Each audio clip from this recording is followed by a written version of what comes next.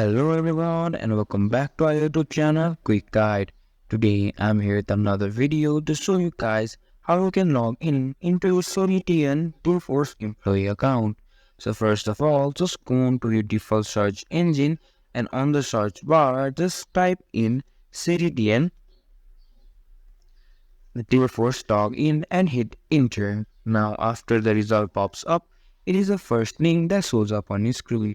Click on that link and it will take you to a new interface.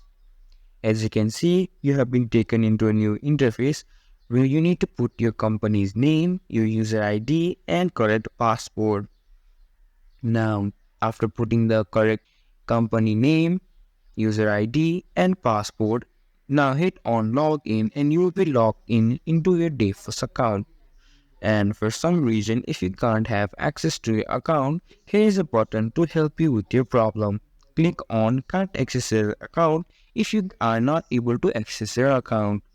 So after clicking on Login, you will be logged in into your DaYFORCE employee account.